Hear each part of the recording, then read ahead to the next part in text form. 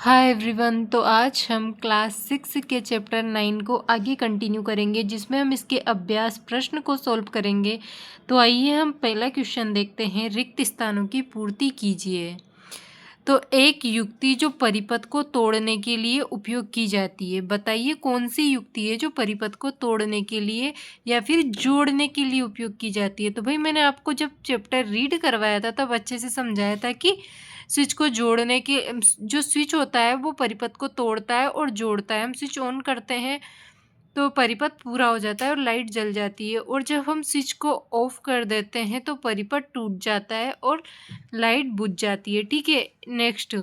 एक विद्युत शेल में कितने टर्मिनल होते हैं? तो एक विद्युत शेल में 2 टर्मिनल होते हैं, एक धन टर्मिनल, एक ऋण टर्मिनल। मैंने बताया था आपको कि एक धन सिरा होता है, एक ऋण सिरा होता है। आगे देखिए क्वेश्चन नंबर 2।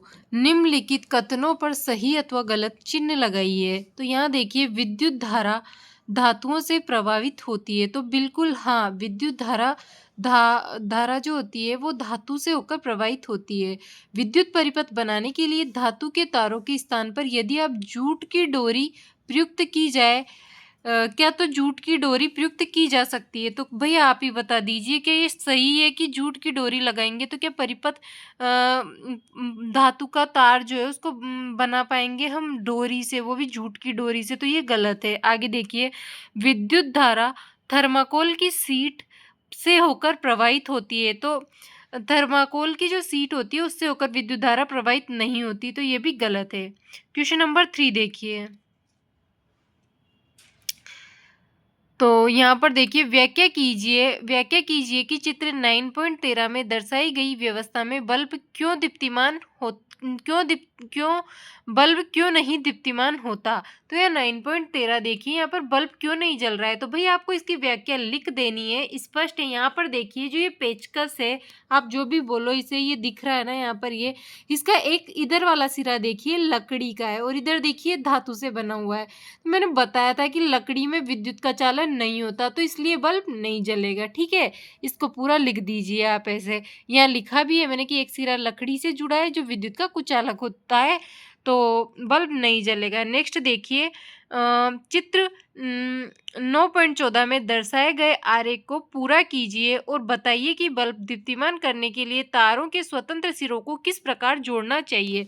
तो यहाँ इस डायग्राम को ध्यान से देखिए, मैंने ये परिपथ पूरा कर दिया है। आपकी बुक में देखना कि यहाँ से टूटा हुआ होगा परिपथ और ये यहाँ से, तो इसको जोड़ दीजिए भाई, इसको इससे जोड़ दीजिए, इसको इससे जोड़ दीजिए, परिपथ पूरा हो जाएगा और बल्ब जलने लगेगा। आगे देखिए, विद्युत स्विच को उपयोग जो विद्युत स्विच है ना, विद्युत स्विच को उपयोग करने का क्या प्रयोजन है?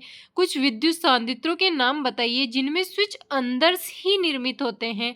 तो भाई अब विद्युत स्विच जो होता है बिजली को बचाने और विद्युत शेल के जीवन को लंबा करने में मदद करता है, और जिनमें स्विच अंदर होते हैं उनके उदाहरण में आप microwave, fridge, automatic electric press, toaster, heater आदि हो सकते हैं।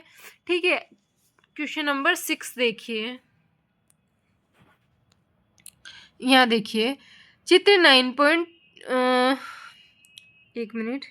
हाँ, तो हमने क्वेश्चन नंबर 5 किया था। अब 6 देखिए, चित्र 9.14 में सुरक्षा पिन की जगह एक रबड़ लगा दे तो क्या बल्ब जलेगा? अब देखो भाई, ये क्या कह रहा है, ये जो चित्र है ना, ये 9.14 में देखिए कि ये कह रहा है कि यदि आप सुरक्षा पिन की जगह, ये सुरक्षा पिन जो लगा है ना बीच में, उसकी जगह यदि रबड़ लगा दें तो क्या बल्ब दीप्तिमान होगा? भाई विद्युत का फ्लो कैसे होगा? विद्युत का चालन नहीं होगा रबड़ में, तो बल्ब दीप्तिमान नहीं होगा। क्वेश्चन का आंसर है बल्ब दीप्तिमान नहीं होगा।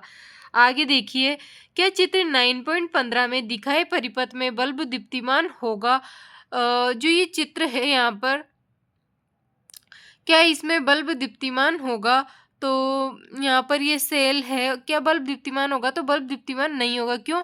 क्योंकि विद्युत शेल के दोनों टर्मिनल को बल्ब के अलग अलग टर्मिनल से जोड़ना पड़ेगा। ये एक ही टर्मिनल से जुड़े हुए हैं दोनों, तो बल्ब नहीं जलेगा। यहाँ पर नीचे देखिए, किसी वस्तु के साथ चालक परिक्षित्र का उपयोग करके ये देखा गया है कि बल्ब दीप्तिमान होता है। क्या इस वस्तु का पदार्थ विद्युत चालक है या विद्युत रोधक? तो भाई बल्ब जलेगा तो पदार्थ विद्युत का चालक ही होगा। ठीक है। आपके घरों में स्विच की मरम्मत करते समय विद्युत मिस्त्री रबड़ के दस्ताने पहनता है, व्याख्या कीजिए ऐसा क्यों होता है? रबड़ विद्युत की कुचालक होती है जो उसे झटकों से बचाएगी, और क्या। क्वेश्चन नंबर 10, विद्युत मिस्त्री के द्वारा उपयोग किए जाने वाले औजार, पेचकस, प्लायर्स में प्राय प्लास्टिक के रबर के आवरण होते हैं, क्या आप इसका कारण समझा सकते हैं? तो भाई उस पर प्लास्टिक के आवरण इसलिए होते हैं क्योंकि प्लास्टिक विद्युत रोधी होती है, जिससे आपको झटका नहीं लगेगा। तो ये आपके 10, हाँ पूरे 10 क्वेश्चन थे और ये क्वेश्चन आपके पूरे हुए। तो कल हम चैप्टर 10 शुरू करेंगे। जब तक के लिए इतना ही। इसको ध्यान से आप नोट कर लेना अपनी कॉपी में, मैंने जो जो लिखा है यहाँ पे, तो आपको अच्छे से समझ आएगा सब कुछ। तो कल हम नेक्स्ट चैप्टर शुरू करेंगे। आज के लिए इतना ही।